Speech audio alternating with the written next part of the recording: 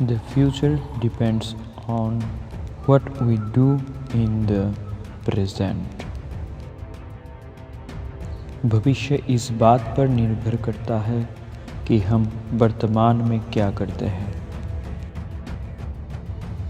Be the change that you wish to see in the world. खुद वो बदलाव बनिए जो आप देखना चाहते हैं बाहर की दुनिया में।